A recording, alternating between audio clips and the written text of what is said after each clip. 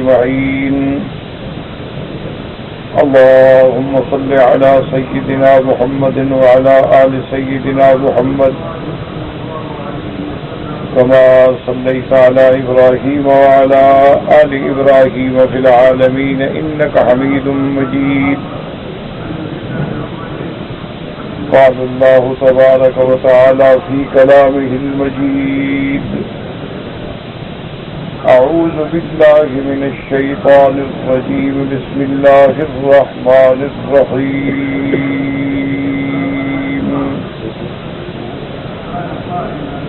والتي أحصنت فرجها فنفخنا فيها من روحنا وجعلناها وابنها آية للعالمين.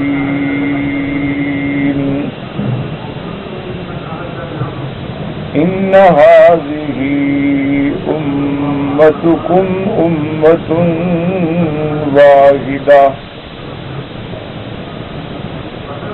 وأنا ربكم فاعبدون.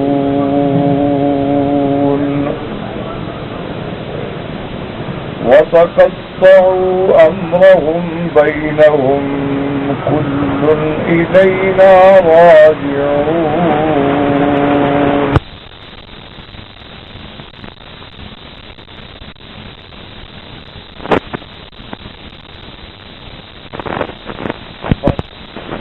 وعلى لسعيه وإنا له كاتبون.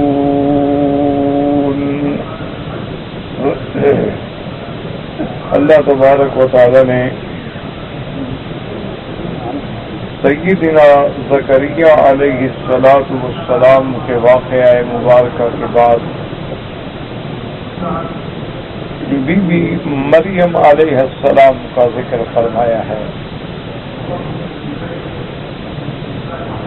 بی بی مریم علیہ السلام نبی نہیں ہیں،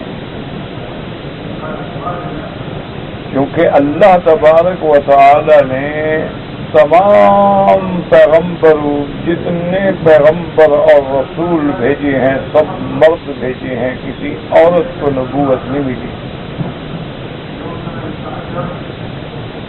اسی لیے قرآن پاک نے بڑی تصریح سے ارشاد فرمایا ہے کہ وما ارسلنا من قبلک الا رجالا نوحی، کہ میرے محبوب ہم نے آپ سے پہلے جتنے پیغمبر بھیجے ہیں مرد انسانوں میں بھیجے ہیں، ولد آدم میں بھیجے ہیں، اور کسی عورت کو اللہ نے نبی نہیں بنایا. عورت کے لیے بڑی عظمت ہے کہ وہ نبی کی ماں بن سکتی ہے، نبی کی بیوی بن سکتی ہے، بہن بن سکتی ہے، بیٹی بن سکتی ہے، لیکن نبی نہیں بن سکتی. اور یہ تو آج کل کا معاشرہ ہے جس نے لوگوں کے دماغوں میں یہ بٹھایا ہوا ہے کہ بھئی اس طرح عورت کی توہین ہے یا اہانت ہے، عورت کی تنقیص ہے، اور اسلام عورت کو عزت نہیں بخشتا. یہ ایک جھوٹا اور لغو پراپیگنڈا ہے جس کی کوئی حقیقت نہیں. آپ دنیا میں بھی دیکھ لیں کہ کوئی چیز بھی ہو، ہر چیز کا ایک مقام ہے اور ایک وظیفہ ہے. اینک سے پڑھنے کا کام تو لیا جا سکتا ہے، لکھنے کا نہیں لیا جا سکتا، تو اس میں اس کی کیا توہین ہے؟ آپ کے پاس بڑا قیمتی قلم ہو، 10,000 ریال کا بھی ہو، لکھنے کا کام لیا جا سکتا ہے، لیکن اینک کا کام اس سے نہیں لیا جا سکتا. اسی طرح آپ دیکھ لیں کہ کار ہے، گاڑی ہے، موٹر ہے، انجن ہے، ہوائی جہاز ہے، ہر چیز کا ایک کام ہے. اب آپ کار سے کار کا کام لے سکتے ہیں، ہوائی جہاز یا ہیلی کاپٹر کا کام تو نہیں لے سکتے. اب کہیں اس میں توہین ہے، اس میں کوئی توہین نہیں ہو. ہر کام کے لیے اللہ تبارک و تعالی نے اپنی مخلوق بنائی. جو کام جنات سے لیا جا سکتا ہے وہ انسانوں سے نہیں لیا جاتا. جو کام اللہ تبارک و تعالی ملائکہ سے لیتے ہیں وہ انسانوں سے نہیں لیا جا سکتا.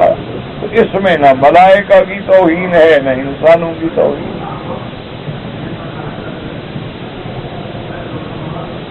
اسی لیے اللہ تبارک و تعالیٰ نے آپ نے پڑھا ہے کہ قصہ آدم میں جب ملائکہ نے عرض کیا تھا کہ اتجعل فیہا من یفسد فیہا ویسفک الدماء، میرا اللہ آپ خلیفہ ایک ایسی مخلوق سے بنانا چاہتے ہیں جو زمین پہ جا کے فساد کریں گے، خون بہائیں. تو اللہ نے فرمایا انی اعلم ما لا تعلم، میں جانتا ہوں تم نہیں جانتے کہ خلافت عرضی کا مستحق جو ہے وہ کون ہے، یہ میں جانتا ہوں. تو اس لیے ایک بنیادی بات سمجھیں، یہ تو دشمنان اسلام کا ایک پراپگنڈا ہے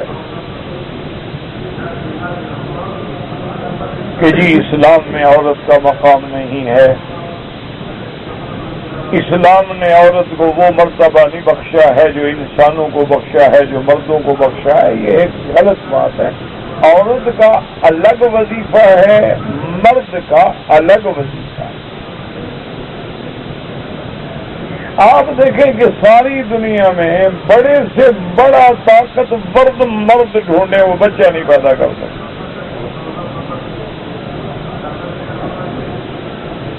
یہ کام اللہ نے عورت کے لیے رکھا. پھر اللہ نے دونوں کے اعضاء میں بھی آسمان و زمین کا فرق ہے. جو صلاحیتیں اللہ نے مرد میں رکھی ہیں وہ عورت میں نہیں. جو صلاحیتیں اللہ نے عورت میں رکھی ہیں وہ مرد میں نہیں.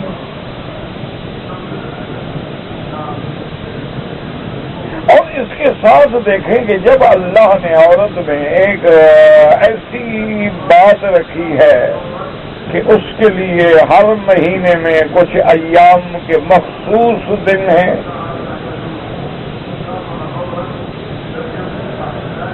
جن میں وہ عبادت سے منقطع ہو جاتی ہے، قرآن سے، نماز سے، روزے سے، عبادت سے، خامند کی مباشرت سے بالکل منفصل. پھر عورت کے لیے حمل کا سلسلہ ہے کہ اگر عورت حاملہ ہو جائے تو 5 مہینے کے بعد 4 مہینے کے بعد اس کے لیے احتیاط ضروری ہے، کیونکہ وہ حاملہ ہے. اب وہ اس طرح نہیں دوڑ سکتی جیسے پہلے دوڑتی تھی. اب اس طرح وہ امور سر انجام نہیں دے سکتی جو بغیر حمل کے دے سکتی. اب 6 ماہ ہو گئے، 7 ماہ ہو گئے، 8 ماہ ہو گئے، 9 ماہ ہو گئے، وہ اور زیادہ معذور ہوتی گئی. اس کے بعد مرحلہ ولادت ہے. ولادت کے بعد عورت کے لیے مرحلہ رضاعت ہے کہ بچے کو دودھ پلانا ہے، اور معمولی مدت نہیں، 2 سال.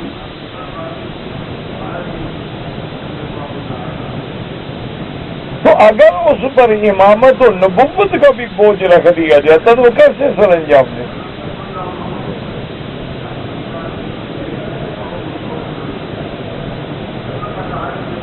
تو اس لیے ہمیشہ یاد رکھیں کہ یہ جاہلیت ہے، جاہلانہ پراپگنڈا ہے. کہ اسلام نے عورت کو عزت دی، عظمت دی، شان دی، کہ حتیٰ کہ قرآن میں عورت کے نام پہ اللہ کے قرآن کی صورت ہے، صورت مریم۔ لیکن عزت کا معنی یہ تو نہیں ہوتا کہ ہر وہ کام کرے جو مرد کر سکتا ہے۔ آج بھی آپ ان ملکوں میں جائیں، یورپ میں، باہر کے ملکوں میں، جو آزادی نسواں کے سب سے بڑے چیمپئن بنتے ہیں، انہوں نے عورت کو کیا حقوق دیے ہیں؟ جو کچھ دیا ہے اس کو مرد بنا کے تو دے رہے ہیں، عورت بنا کے تو حقوق نہیں دے رہے ہیں کہ بھئی مرد فوجی بنتا ہے تم فوجی بنو، مرد ڈرائیور بنتا ہے گاڑیاں چلاتا ہے تم بھی ڈرائیور بنو، مرد ہوٹلوں میں کام کرتا ہے تم بھی ہوٹل میں کام کرو۔ وہ تو اس کو مرد بنا کے یہ ذلیل کر رہے ہیں یا عزت دے رہے ہیں؟ عورت سمجھ کے تو انہوں نے کوئی عزت نہیں دی۔ سوال تو یہ ہے کہ عورت کو عورت سمجھتے ہوئے عزت دینا، یہ صرف اسلام کا کام کہ عورت رہے لیکن اس کی عظمت بھی ہو۔ جیسے ہم سیدنا ابو بکر کا نام لے کے کہیں گے رضی اللہ عنہ، اسی طرح سیدہ خدیجہ کا نام لے کے بھی کہیں گے رضی اللہ عنہا۔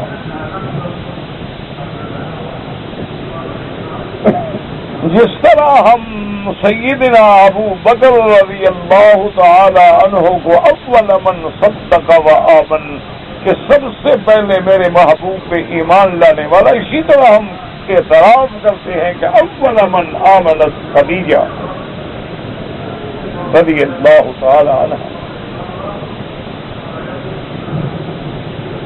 جس طرح سیدنا ابراہیم علیہ السلام نے کعبہ بنایا، پتھر پہ کھڑے ہوئے، مقام ابراہیم بنا، اسی طرح اسماعیل کا دوڑنا جو ہے وہ صفا مروہ بن گیا۔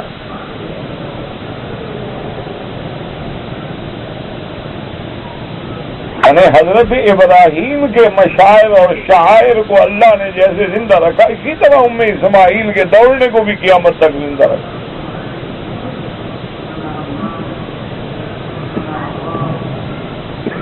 جس طرح اللہ تبارک و تعالی نے اسلام میں مقام نبوت عطا فرمایا، عورت کے لیے اس سے بڑی کیا عظمت ہو سکتی ہے کہ وہ نبی کی ماں ہو،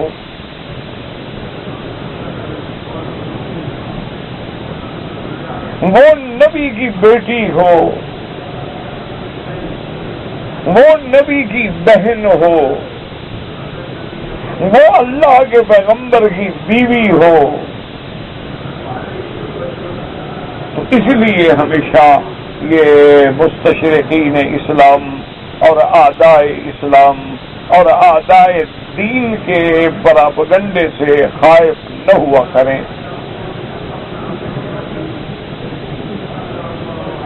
اور پھر اسلام نے جو فرمایا ہے کہ عورتیں نا کے ساتھ العقل بھی ہوتی ہیں اور نا کے ساتھ دین بھی ہوتی ہیں، کہ عورتیں دین کے اعتبار سے بھی مرد سے ناقص ہیں۔ ایک مرد 30 روزے رکھے گا رمضان شریف کی، عورت تو نہیں رکھ سکتی۔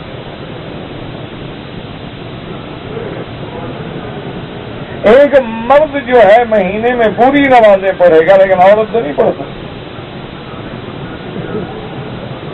ایک مرد جو ہے وہ سال میں پوری نمازیں پڑھے گا لیکن عورت جو ہے مدت نفاس کبھی کبھی 40 دن بھی ہو سکتی ہے، نمازیں نہیں پڑھ سکتی۔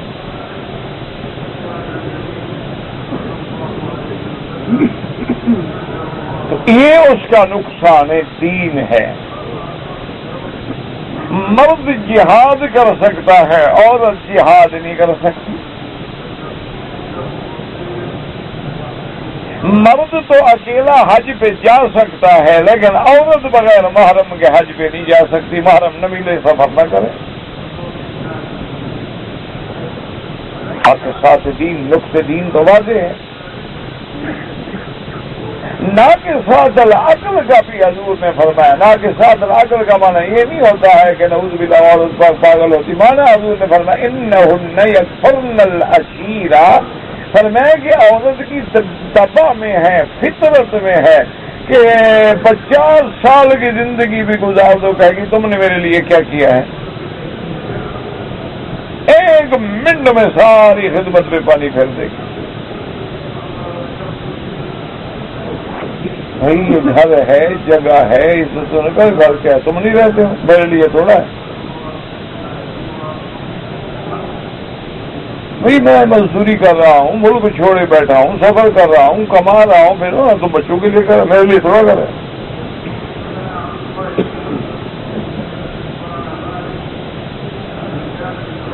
تو یک فرض نشی فوراً انکار کرنا. اسی طرح اور ساری تاریخ عالم دیکھ لیں، تاریخ انسانیت کا مطالعہ کر لیں، کبھی آپ یہ نہیں پڑھیں گے کبھی بھی، چاہے وہ کافر بھی ہو، مشرک بھی ہو، یہودی بھی ہو، نصرانی بھی ہو، کسی مرد نے اللہ کے نبی کی عزت پہ ہاتھ نہیں ڈالا.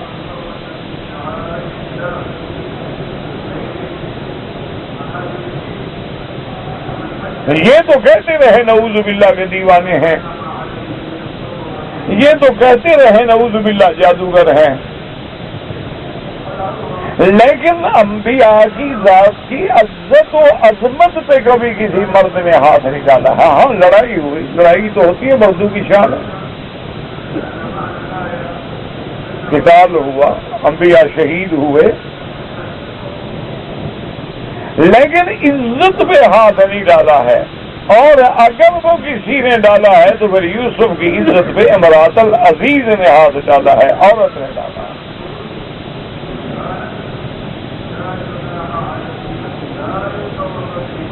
اسی لیے آپ دیکھ لیں کہ قرآن پاک میں جہاں پر میں والسارق والسارقۃ فاقطعوا ایدیہما، اللہ نے فرمایا چور مرد ہو یا عورت ہاتھ کاٹو دونوں کے. تو اللہ نے یہاں پہلے مرد کا ذکر کیا، بعد میں عورت کا ذکر کیا. السارق مرد چور، سارقہ تو عورت چور، مرد پہلے عورت بعد. لیکن جہاں زنا کا ذکر ہے فرمایا الزانیۃ والزانی فاجلدوا کل واحد منہما، زانیہ عورت، زانی مرد، وہاں عورت کو مقدم کیا کہ چوری کرنا جو ہے بہادری کا کام ہے، مرد کرتے ہیں، عورتیں کوئی لاکھ میں ایک چور ہو گئی. لیکن زنا کا جہاں تک معاملہ ہے، یہ بننا، سنورنا، میک اپ، سنگار، فیشن، یہ بازاروں میں پھرنا، اشوا غمزہ، لوگوں کو اپنے حسن کی طرف مائل کرنا، خود مائل ہونا، یہ عورت میں زیادہ ہوتا ہے مرد کی بنسبت. یعنی ہم دیکھیں کہ حضرت یوسف علیہ السلام، چلو ایک منٹ کے لیے آپ کو نبی تو نہیں مانتے، اس وقت نبوت بھی نہیں تھی، لیکن ایک آدمی کو خود غلام بنا کے خریدا جائے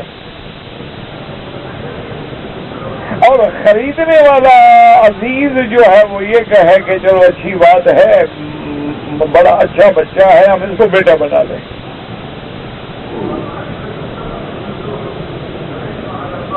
یعنی جس کو خریدا جائے، بیٹا بنا کے گھر میں رکھا جائے، لیکن عورت نے اس کی عزت پہ بھی ہاتھ ڈال دیا.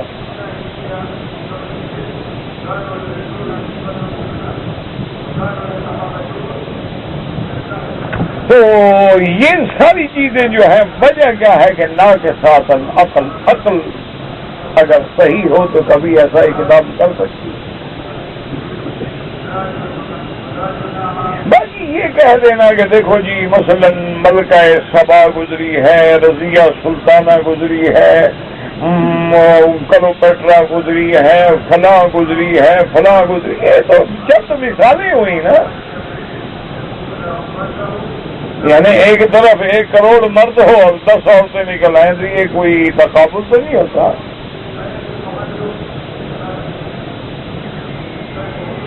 یہ تقابل تو نہیں ہوتا کہ چلو بھی کسی ملک میں 18 کروڑ کی آبادی ہے کہ 2 4 5 10 15 لڑکیاں اچھی عقل والی پیدا ہوئی.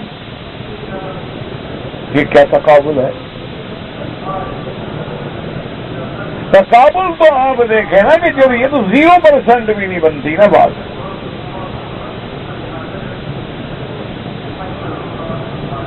اور اسی لیے پھر یہ ہے کہ فرض محال اللہ نے جو عورت کے تقاضے رکھے ہیں، ایک عورت نے نبوت کا دعویٰ کر دیا اور کہا میں بھی نبی ہوں. ایسے آج کل ایک اور بھی اسلام کے خلاف سازش چلی ہے نا جی، عورت کو آزادی دو، عورت امام بنے، عورت جمعہ پڑھائے، عورت خطبہ دے، مرد پیچھے پڑھیں. اسلام کو آزاد کر رہے ہیں.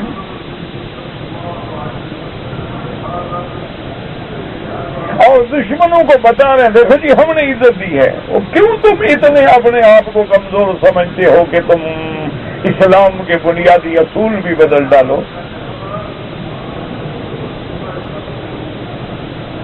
اللہ نے تو عورت سے جمعہ پڑھنا ہی واجب نہیں کیا جی جائے کہ وہ خطبے پڑھائے اور امام بنے.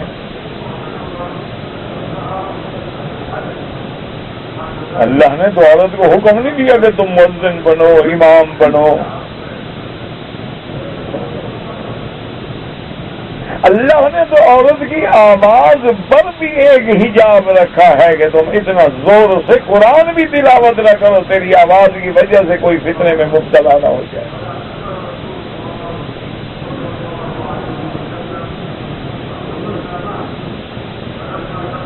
اللہ تبارک و تعالیٰ نے تو عورت کے اسم پر یعنی نام بھی ایسی لاج رکھی ہے کہ بھی عورت کا نام نہ لو بغیر مجبوری کے. پورے قرآن میں عورت کا نام نہیں لیا ماں سوائے بی بی مریم. کسی پیغمبر کی بیوی کا نام نہیں لیا. امرأۃ فرعون، امرأۃ لوط، امرأۃ لوط، یا ایھا النبی قل لازواجک وبناتک ونساء المؤمنین. نام نہیں. کبھی دشمن نام سے بھی اسکینڈل بنا لیتے ہیں. اسلام نے تو اتنا حکم دیا ہے کہ تم اگر کوئی کنڈی کھٹکھٹائے، دروازہ کھٹکھٹائے یا فون پہ بات کرے فلا تخضعن فی القول، اور میں نرم لہجے میں بات نہ کیا کرو. فَيَطْمَعَ الَّذِي فِي قَلْبِهِ مَرَضٌ، جو بندہ گندا ہے اس کے دل میں کوڑ ہے، وہ اس کے دل میں بیماری پیدا ہو سکتی ہے.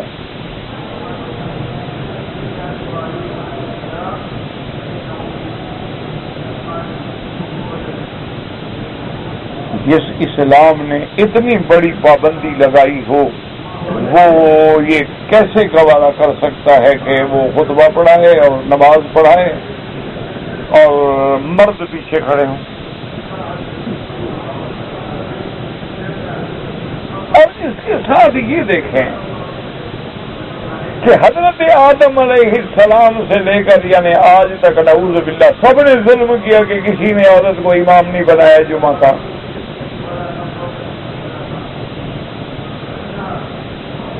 کم از کم عیسیٰ علیہ السلام تو بی بی مریم کو بنا لیتے. تم اگر عیسائی ہو، عیسیٰ علیہ السلام کو مانتے ہو، تو بی بی مریم نے کبھی خطبہ پڑھایا، جمعہ پڑھایا؟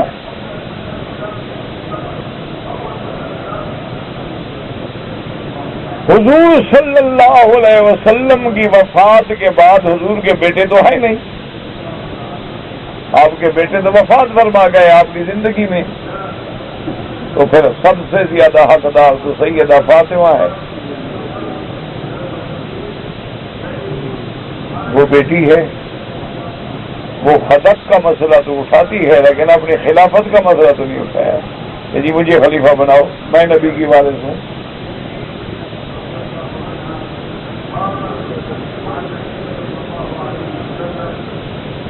اس کا مطلب ہے کہ صحابہ میں بھی انصاف نہیں تھا، انہیں نبی کی بیٹی کو بھی مسجد کا امام نہیں بنایا. چلو کہتے بھائی خلافت ابو بکر کو دے دو، مسجد نبی میں نماز بھی فاطمہ پڑھاتی رہے.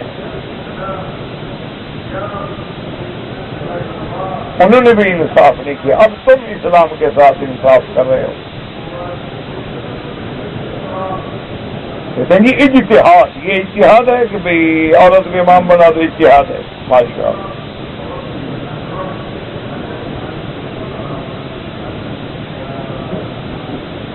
تو اللہ کے بندے، اب جناب اس عورت نے نبوت کا دعویٰ کر دیا. اس دور میں جو علماء تھے وہ اکٹھے ہو کے گئے. اس نے کہا بی تمہیں کیا ہو گیا؟ اللہ کے نبی کے بعد تو کوئی نبی نہیں ہے. حضور خاتم النبیین ہیں، خاتم المرسلین ہیں. آپ تو امام الانبیاء والمرسلین ہیں. آپ کو تو اللہ نے نبوت بند کر دی. آپ کیسے نبی بن گئی؟ حضور پاک نے اس آیت کی تفسیر میں خاتم النبیین میں خود ترجمہ فرمایا کہ لا نبی بعدی، میرے بعد کوئی نبی نہیں ہوگا. آپ کیسے بن گئے؟ انہوں نے کہا کمال ہے یار، کیسے مولوی ہو تم؟ اللہ کے نبی نے تو ٹھیک کہا ہے کہ لا نبی بعدی، کہ میرے بعد مرد نبی نہیں ہوگا. یہ تو نہیں کہا کہ عورت بھی نہیں ہوگی. میں تو نبیہ ہوں نا، نبی تو نہیں ہوں.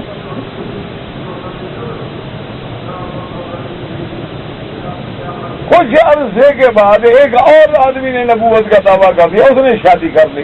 جب شادی ہو گئی اس کی نبوت ختم ہو گئی، مرد کی قائم ہو گئی. میرے عزیز کچھ فیصلہ کریں، کچھ سوچیں، کچھ غور کریں. ایک ہے کہہ دینا جی آزادی ہے، آزادی ہے، آزادی ہے. وہ آزادی تم اپنی بیٹی کو بھی تو دو نہ پھر. وہ آزادی تم اپنی بیٹی کو، اپنی بیوی کو، اپنی بہن کو بھی دو. دوسروں سے وہ مطالبہ نہ کرو نا صرف.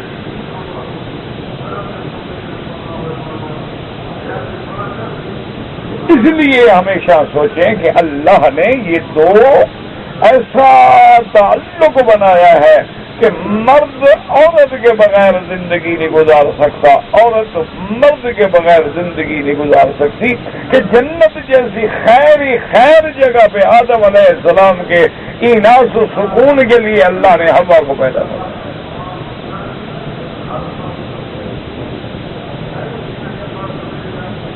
کہ آدم اگر ہوا کے بغیر نہیں رہ سکتے اور ہوا آدم کے بغیر.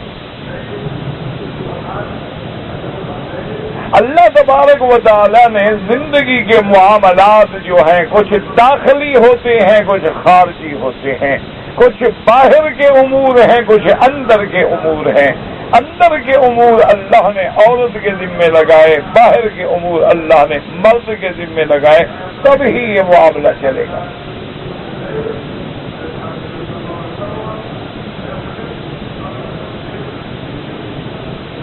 اسی لیے آپ ان ملکوں میں دیکھ لیں جن ملکوں نے عورت کو طلاق کا حق دیا کہ طلاق جو ہے وہ عورت دے گی.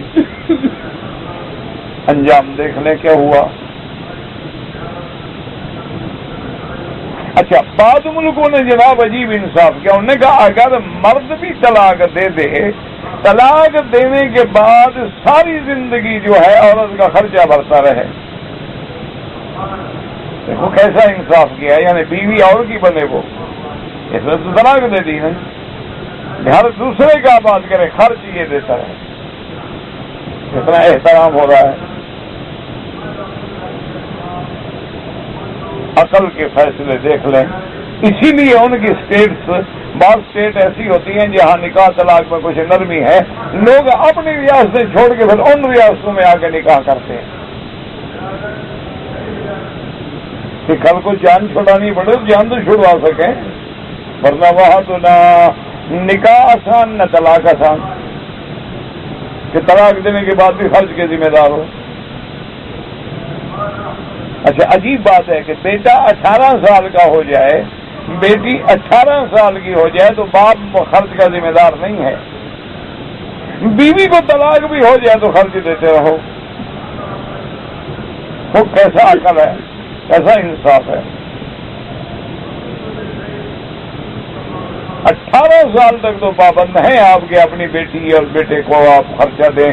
وہ بھی کم از کم اتنی حد تک پابند ہیں کہ آپ کے ساتھ رہیں، آپ کی بات کبھی کبھی سن لیا کریں. جب 18 سال کے ہو گئے خلاص. وہ بھی انتظار کر رہے ہوتے ہیں. کہہ دیتے ہیں ڈیڈی آج ہمارے 18 سال پورے ہو گئے, اوکے بائی بائی.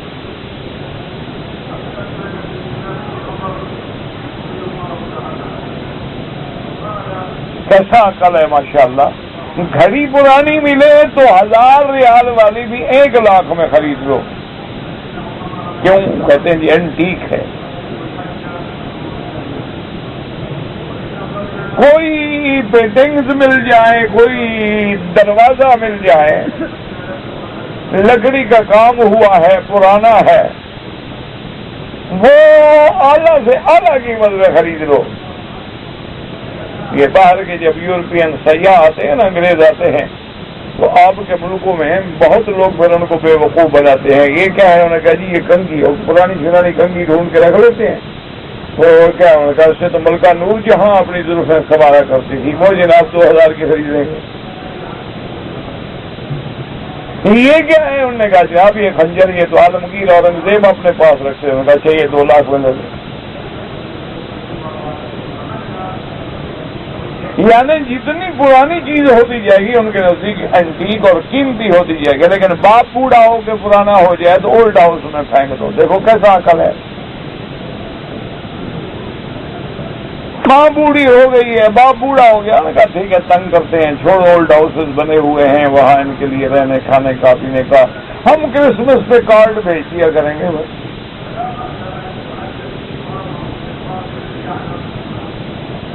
اچھا باپ مر گیا جی, اطلاع آ گئی جی تمہارا باپ اولڈ ہاؤس میں مر گیا ہے. اس نے کہا آج ویکینڈ ہے, میں تو اپنی گرل فرینڈ کے ساتھ جا رہا ہوں, فی الحال اس کو رکھ دو. یا آپ ایسا کریں کہ کسی کمپنی کو فون کر کے اس کو دفن کروا دو, میں پیمنٹ کر دوں. یہ بھی شریف بیٹا جو بہت اچھا آدمی ہو, کہتے میرے چھٹی کے دن ہے وہ میں اپنا خراب نہیں والی قوم, اور یہ ہے انصاف والی قوم. اور اعتراض اسلام پہ کرتے ہیں. اس لیے ہمیشہ یاد رکھیں کہ اسلام دین حق ہے, اسلام دین عدل ہے, اسلام دین عقل ہے, اسلام دین عالم ہے, اسلام سبب فلاح اور فوز دارین ہے. اس کے مقابلے پہ قیامت تک کوئی طاقت جو ہے نہ دستور پیش کر سکتی ہے, نہ ایسے اصول پیش کر سکتی ہے. اجتہاد ان مسائل میں ہوتا ہے جن کا قرآن و سنت میں اصل موجود نہ ہو, اجماع صحابہ میں اصل موجود نہ ہو, قیاس شرعی میں اصل موجود نہ ہو. ہمارے سامنے تو میرے مدنی پاک کی زندگی ہے. آپ نے اپنی زندگی میں کسی ایک چھوٹی سی مسجد میں کسی عورت کو حکم دیا ہو کہ تم امام و مرد تمہارے پیچھے نماز پڑھیں گے؟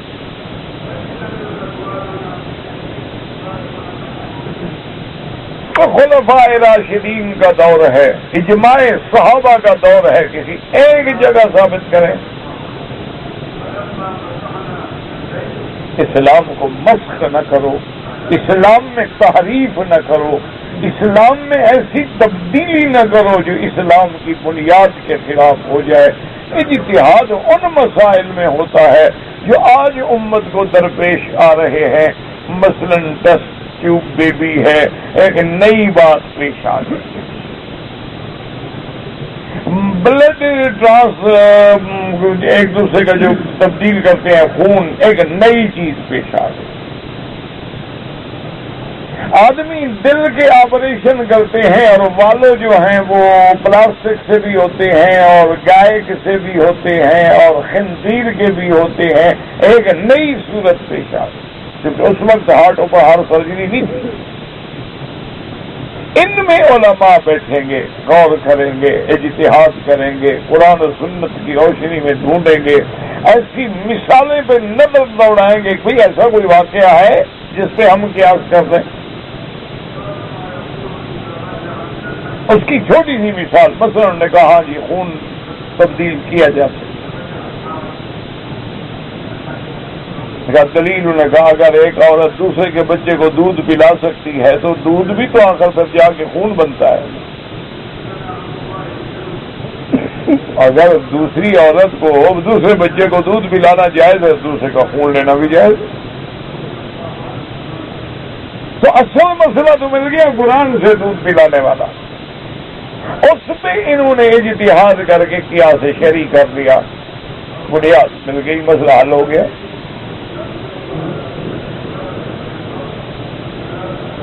اسی طریقے سے بہت سارے مسائل ہیں. اب الحمدللہ جیسے یہاں اللہ اس حکومت کو جزائے خیر دے, جیسے انہوں نے اپنی المجمل فقہ الاسلامی کتاب ایک بہت بڑا عظیم کام شروع کیا ہے جس میں سینکڑوں کتابیں الحمدللہ منظر عام پہ آ گئی ہیں.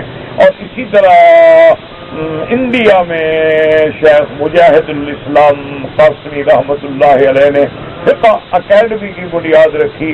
ان کے بھی تقریباً 25 اجلاس ہو چکے ہیں اور جدید مسائل پہ الحمدللہ بڑی قیمتی آراء اور ابحاث آ گئی ہیں.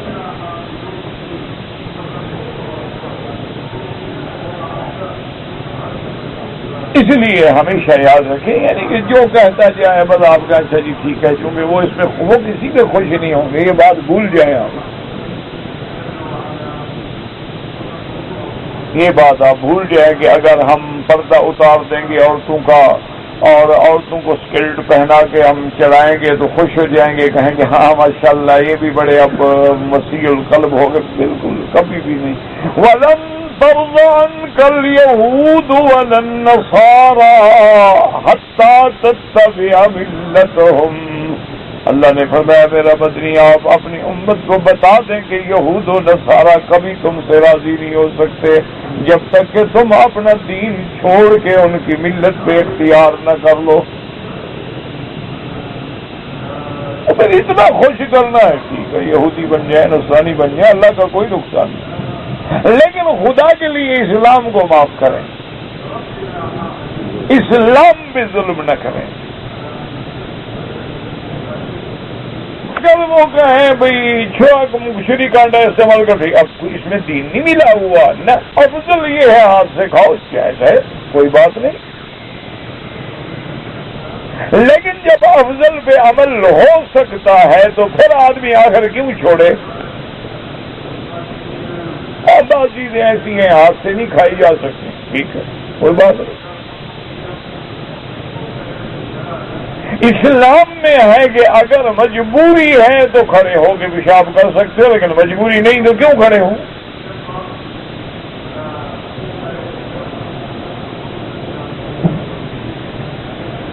اسلام نے اجازت دی ہے کہ مجبوری ہے, جگہ تنگ ہے, مہمان زیادہ ہیں, کھڑے ہو کے بھی کھا لے کوئی بات نہیں. لیکن اگر موجود ہے تو صرف ہم کفر کو خوش کرنے کے لیے اپنی تہذیب اسلامی کو اور تہذیب محمدی کو کیوں بدل ڈالیں. وہ اپنے اصول نہ چھوڑیں, ہم چھوڑتے چلے جائیں.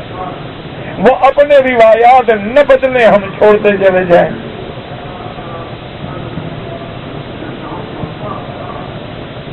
کل اگر ان کے نزدیک بھائی اور بہن کا نکاح جائز ہو جائے, ہم بھی آزاد ہونے کے لیے اسی طرح کر لیں.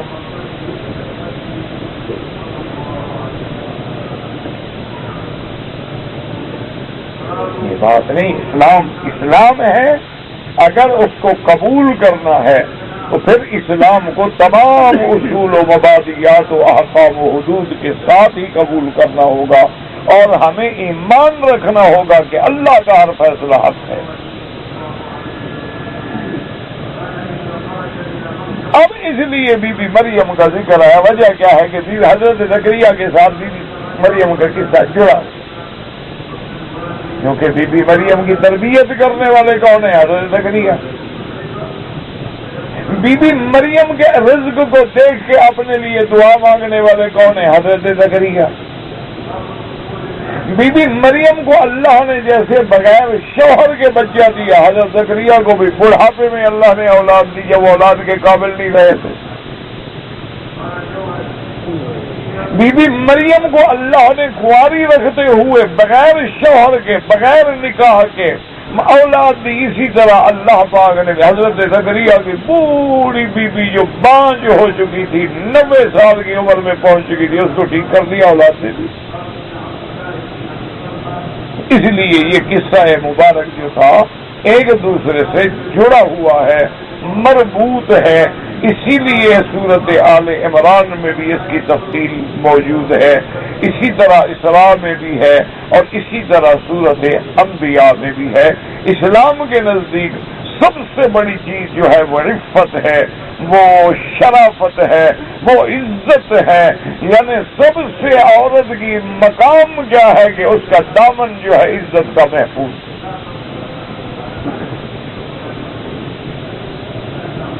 اس لیے قرآن فرماتا ہے واللتی احسنت فرجها فنفخنا فيها من روحنا وجعلناها وابنها آية للعالمين۔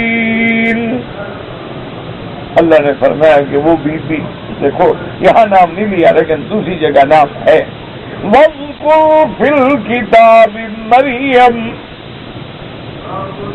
وہاں اللہ نے نام لیا ہے۔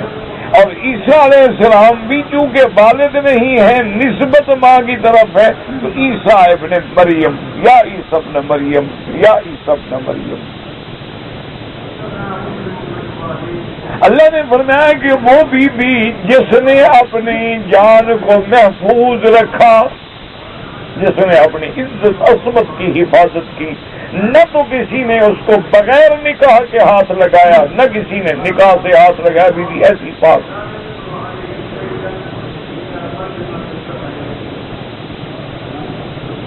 اسی لیے قرآن کہتا ہے کہ قیامت میں اللہ تبارک و تعالی جو حور العین عطا فرمائیں گے اپنی رحمت سے مومنوں کو، اللہ نے ان کی صفت جو ہے وہ یہی بیان فرمائی ہے کہ وہ ایسی پاک ہوں گی، وہ ایسی عفیفہ ہوں گی، وہ ایسی عفت معاب ہوں گی کہ جن کو کسی انسان اور کسی انسان تو انسان کسی جن نے بھی نہیں چھوا ہوگا۔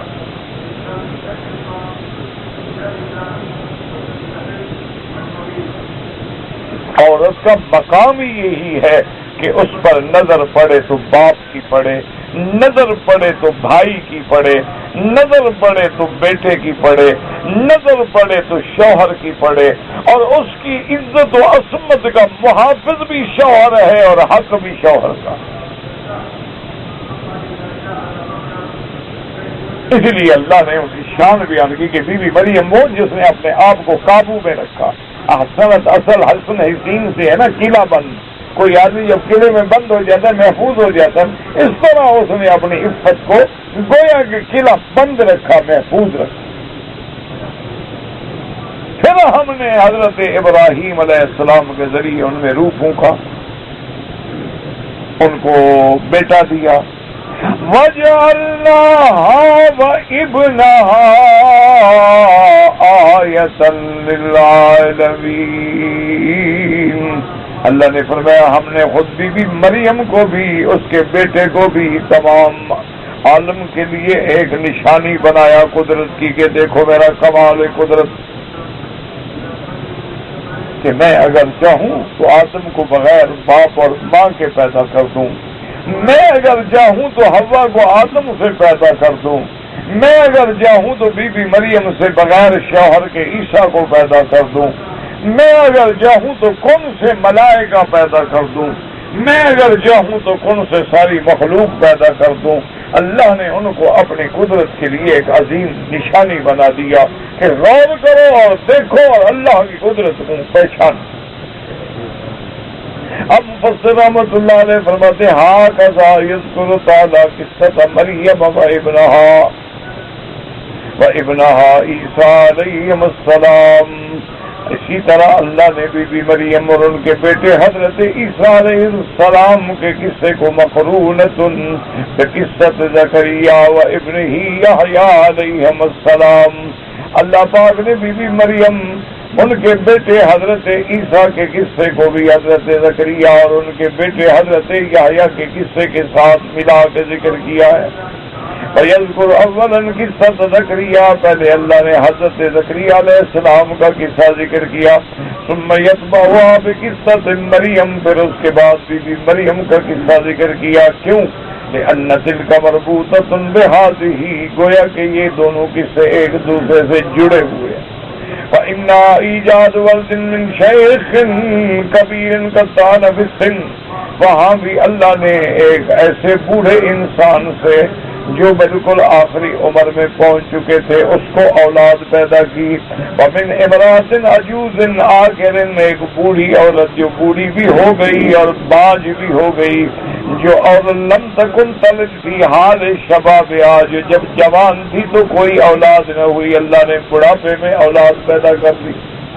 اللہ نے ایسے واقعہ ہے، قدرت کے کرشمے ہیں، قدرت کی کارنامے ہیں کہ اللہ پاک نے حضرت زکریا علیہ السلام بھی بوڑھے ہو گئے اور بیوی جو تھی آخر بھی ہیں، مانا بانج ہیں، اور جوانی میں بھی کبھی بچہ نہیں ہوا، لیکن اللہ نے ان کو بڑھاپے میں اولاد دی.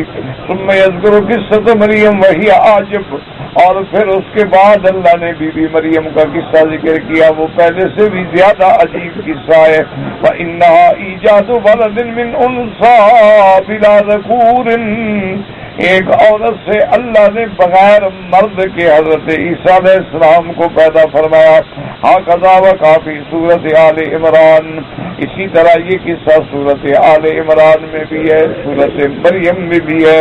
وہاں ذکر قصۃ زکریا ثم اتبع بقصۃ مریم بقولہ تبارک و تعالی. اب اس صورت الانبیاء میں بھی اللہ تبارک و تعالی نے پہلے حضرت زکریا کا قصہ بیان فرمایا، اس کے بعد بی بی مریم کا قصہ فرماتے ہیں. والتی احسنت فرجہا، جس نے اپنے نفس کو روک رکھا، حفاظت کی. کون؟ یعنی مریم علیہ السلام. جیسے اللہ نے دوسری جگہ نام لیا، فرمایا مریم ابنت عمران التی احسنت فرجہا فنفخنا فیہ من روحنا. اللہ نے وہاں نام بھی لیا ہے کہ بی بی مریم کون؟ عمران کی بیٹی. فرماتے ہیں وجعلناہا وابنہا آیۃ للعالمین. آیہ مانا نشانی، آیت وانا ای دلالتن علی ان اللہ علی کل شیء قدیر. اللہ نے فرمایا میں نے اپنی قدرت کی نشانی پیدا کر دی تاکہ میں ہر چیز پہ قادر ہوں. میں چاہوں تو کن سے نور سے ملائکہ پیدا کر دوں، میں چاہوں تو آگ سے جن پیدا کر دوں، میں چاہوں تو مٹی سے آدم پیدا کر دوں، میں چاہوں تو زندہ آدم سے بی بی حوا پیدا کر دوں. میں اگر چاہوں تو حضرت زکریا بوڑھے ہیں، بیوی بانج ہیں، ان سے اولاد پیدا کر دوں. میں اگر چاہوں تو بی بی مریم سے بغیر شوہر کے حضرت عیسیٰ پیدا کر دوں. کیوں؟ ان اللہ علی کل شیء قدیر، ہر چیز پہ قدرت رکھنے والے جو ہیں. اور اس کے بعد جناب فرماتے ہیں دلالتن، یہ اس بات پہ دلالت ہے، نشانی ہے، ان اللہ علی کل شیء قدیر وانہ یخلق ما یشاء، وہ جو چاہے پیدا فرمائے. وانما امرہ اذا اراد شیئا ان یقول له کن فیکون. اور میرے اللہ کی تو شان یہ ہے کہ جب کسی چیز کا ارادہ فرمائے ہو جا بس وہ ہو جاتی ہے. اس طرح فرماتے ہیں وَلِنَجْعَلَهُ آیَةً لِلنَّاسِ. قال ابن ابي حاتم حدثنا ابي بكر حدثنا ابي قال حدثنا عمر بن علي قال حدثنا ابو عاصم الضحاك ابن مخلد عن شعيب يعني ابن بشير عن إكرمة عن ابن عباس رضي الله تعالى عنهما في قوله وجعلناها وابنها آیۃ للعالمین. عالمین سے کیا مراد؟ فرماتے ہیں العالمین الجن والانس. اللہ نے انسانوں کے لیے بھی، اللہ تبارک و تعالی نے جنوں کے لیے بھی ایک نشانی پیدا کر دی اپنی قدرت کے کہ میں ہر چیز پہ قادر ہوں، میں جو چاہوں جب چاہوں جیسے چاہوں پیدا کر دوں. اللہ تبارک و تعالی اگر چاہیں اللہ پاک اگر چاہے تو بغیر کسی چیز کے حضرت آدم کو بنا دے. اس لیے فرمایا خلقہ من تراب ثم قال له کن فیکون. اور اللہ نے فرمایا والجان خلقناه من نار. اللہ نے فرمایا ہم نے جنوں کو آگ سے پیدا فرما دیا ہے. اور بی بی حوا کو حوا کیوں کہتے ہیں کہ آدم زندہ تھے, لیٹے ہوئے تھے, ان کی بائیں پسلی سے اللہ نے بی بی حوا کو پیدا فرما دیا. اچھا حوا بھی ایسے پیدا فرمائی بس جوان بیٹھی ہو, یہ بھی نہیں کہ پیٹ میں رہی ہو پھر بچی ہو پھر ایسا ایسا بڑی ہوگی, نہیں, بالکل. اور اللہ نے حکم دے دیا یا آدم اسکن انت وزوجک الجنہ, کہ آدم تم اور تمہاری بیوی جاؤ جنت میں رہو. یہ اللہ کی کمال قدرت ہے. اللہ سے دعا کریں اللہ ہمیں اپنے دین پہ قائم و دائم رکھے اور ہر قسم کے فتنوں سے, بلاؤں سے, وباؤں سے, بیماریوں سے محفوظ رکھے. میرے والد بیمار ہیں, اللہ ہر بیمار کو شفا دے. اللہ تبارک و تعالی ہم سب کی بیماریاں دور فرما دے. اگر ایک آدمی نے 2 رکعت نماز میں پہلی رکعت میں بیٹھ گیا, دوسری رکعت نہیں پڑھی, لیکن سجدہ صاف کر لیا, ہاں ہو گئی نماز.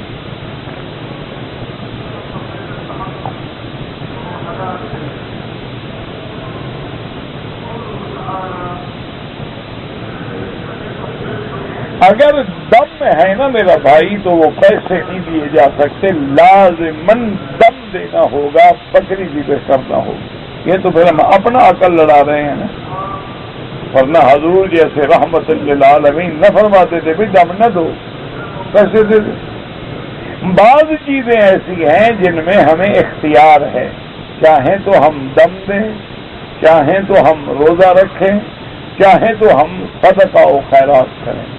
بعض چیزیں ایسی ہیں جس میں صرف دم ہی دینا ہے, اس کے بدلے میں پیسے نہیں دیے جاتے. اور ایک بات یاد رکھو, علماء نے لکھا ہے کہ جیسے انسان کو اللہ نے جان بھی دی ہے, روح بھی دی ہے,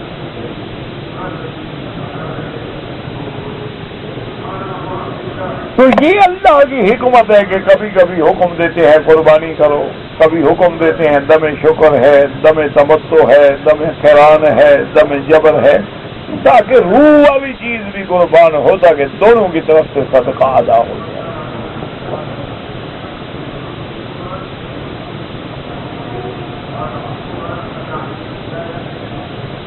میرا بھائی اگر کوئی آدمی زندہ ہے تو اس کے لیے عمرہ کرنے کی کوئی ضرورت نہیں, اس کے لیے دعا کرو اللہ اس کو عمرہ نصیب کرے.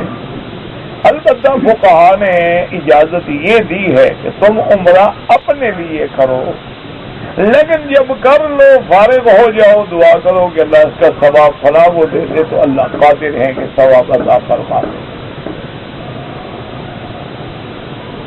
اگر ایک آدمی نے مثلا 3 دن عمرہ کیا, ہر دن عمرہ کیا, تو ہر دفعہ اس طرح پھروانا ہوگا, بال ہوں یا بال نہ ہوں.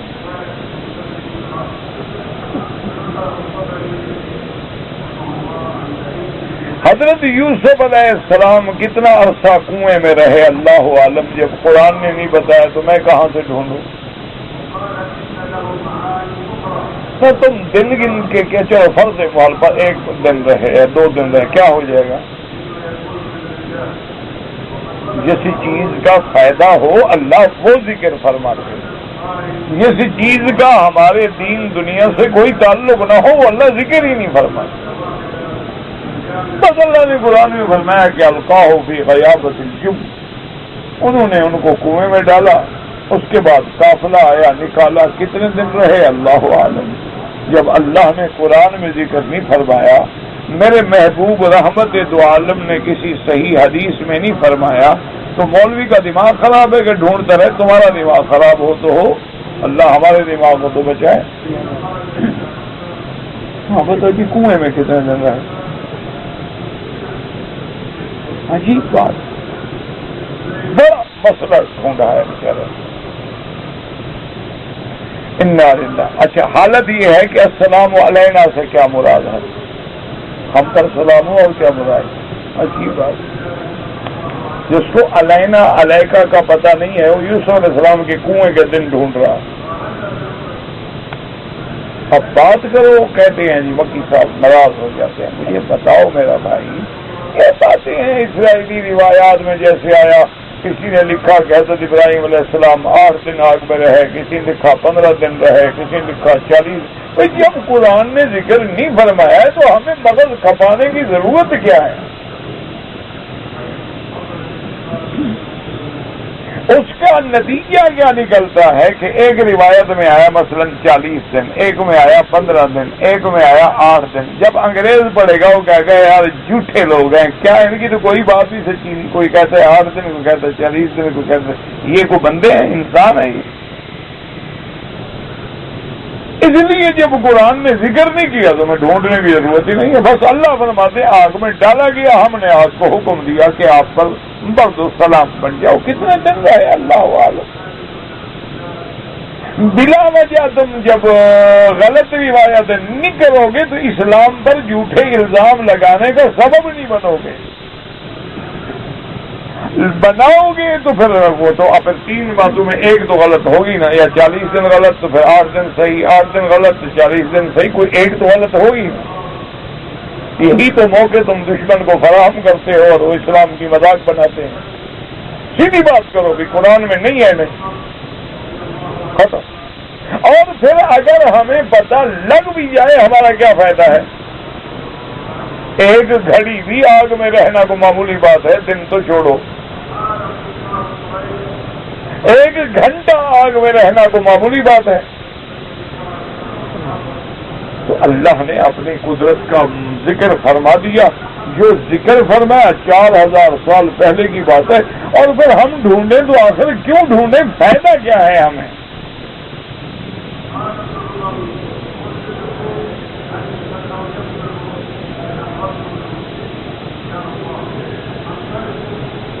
ایک آدمی ریاض سے حج پہ آیا تھا, اس سے غلطی ہو گئی, اس پہ دم پڑ گیا. اس نے اپنے ایک دوست کو پیسے دے دیے کہ میرا دم ادا کر دو. اس دوست نے ابھی تک دم نہیں دیا. دوست ایسے ہوں کہ ماشاءاللہ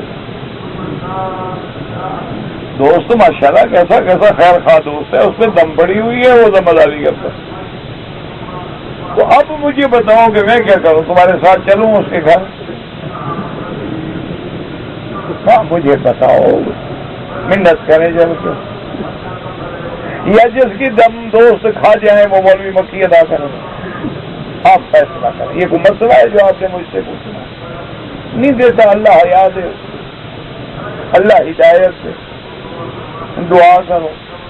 تم جانتے ہو تو اس کو جا کے شرمندہ کرو بھی, تم اپنے دوست کی دم ادا کرو.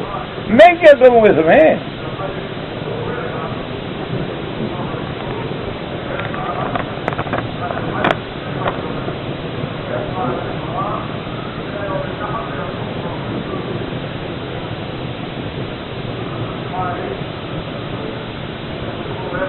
کہتا ہے کہ جی جب ہمارے بلوچستان میں لوگ مر جاتے ہیں تو لوگ اپنے حجروں میں ہوتے ہیں, لوگ آتے ہیں تعزیت کرتے ہیں کہ مغفرت کی دعا کرتے. اور کیا کریں کہ جب کوئی مر جائے تو تعزیت ہی کریں گے, یہی کہیں گے نا کہ دعا کرو مغفرت کی.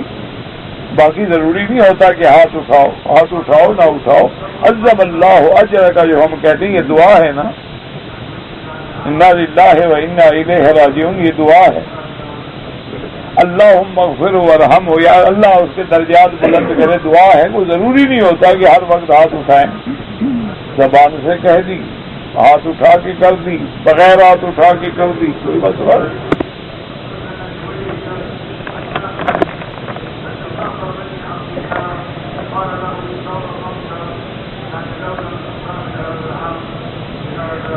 میت کے لیے دعا سب سے بڑی دعا جو ہے جنازہ کیا ہے؟ یہ کیسے آپ نے لکھا ہے کہ پنجاب میں مرنے سے پہلے, دفن کرنے سے پہلے میت کے لیے دعا نہیں کرتے؟ کیا مطلب یہ اللہ مغفر ہے یہ نام اتنے کیا ہے؟ ہاں جنازہ جب پڑھتے ہو تم گالیاں دیتے ہو یا دعا کرتے ہو؟ تو دعا تو ہو گئی. تو یہ آپ کیسے کہتے ہیں کہ پنجاب میں دعا نہیں کرتے؟ دوسری بات یہ ہے کہ دفن کرنے کے بعد بھی قبر پہ کھڑے ہو کے دعا کرنا سنت ہے. نہیں کرتے؟ اللہ ہدایت دے.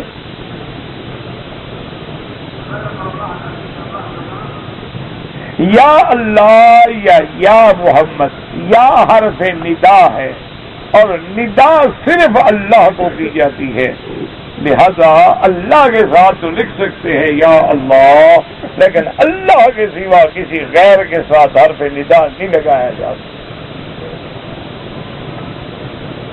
لکھنا ہے لکھ دو اللہ جل شانہ جل جلالہ محمد الرسول اللہ. ویسے لکھنے کی ضرورت بھی نہیں ہوتی، اگر لکھنا بھی اچھا یہ پورا کلمہ لکھ دو لا الہ الا اللہ محمد الرسول اللہ.